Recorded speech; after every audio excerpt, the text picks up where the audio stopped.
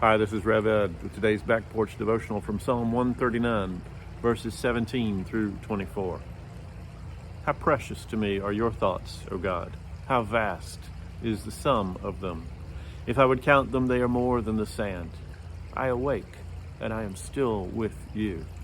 Oh, that you would slay the wicked, O God! O men of blood, depart from me. They speak against you with malicious intent. Your enemies take your name in vain. Do I not hate those who hate you, O Lord? And do I not loathe those who rise up against you? I hate them with complete hatred. I count them my enemies. Search me, O God, and know my heart. Try me and know my thoughts, and see if there be any grievous way in me, and lead me in the way everlasting. David concludes this psalm by meditating on the mind of God. And he says, how precious to me are your thoughts. He is just overwhelmed and awed by the way God rules this world in glory, and by the way God is gracious and merciful, by the way God is both transcendent and intimately connected with us. He says, even when I awake, I am still with you. He marvels over the immediate presence of God in every bit of his life. And as he contemplates the mind of God, his thoughts turn to God's justice, and his own heart responds to the heart of God, which is passionate for justice. And so David says, oh, do I not hate those who hate you, O Lord? And when he talks about hating, he is just talking about the passion that he has for God's goodness and justice, and how he seeks for God's honor to be uplifted in all things. He wants those who are opposed to God to be put down. And, this is something that actually resonates in every human heart. When we see injustice and unrighteousness, there's something in us, isn't there, that cries out for justice. And one of the things we can take great confidence in is that our God is a God of justice. That as people sow, so shall they reap.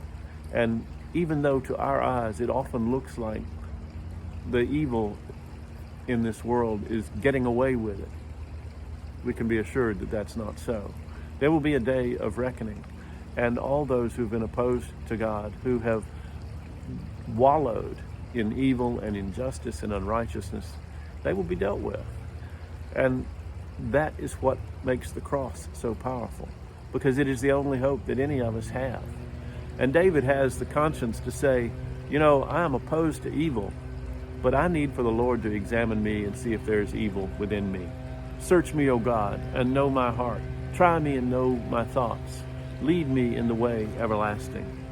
The key is to remember that evil lurks in every one of our hearts.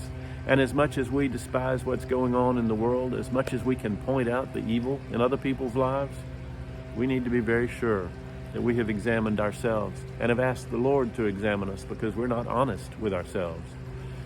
Jesus said, judge not that you be not judged. It's from the 7th chapter of Matthew. He says, for with the judgment you pronounce, you will be judged, and with the measure you use, it will be measured to you.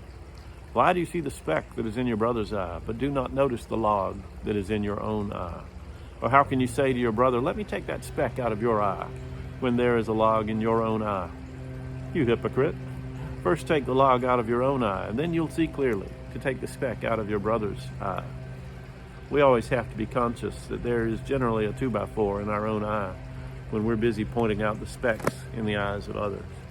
So yes, we should be incensed about the injustice of the world. But the first place we need to examine for injustice and unrighteousness and evil is in the mirror. We need to ask God to search our hearts. This is a dangerous prayer, to say, search my heart, O God, because God will reveal it to you. And when he reveals it to us, we need to act on it. If there's something he shows us that we need to put away from us, we need to do it immediately. We don't need to dilly-dally. As John Piper has said, be killing sin, or sin will be killing you. Know that our God is a God of justice, and he's also a God of mercy, and we can trust him perfectly in both of those areas. Ask God to search your heart, and then joyfully go in the way that he leads you, for that is the way everlasting. God's blessings be upon you this day.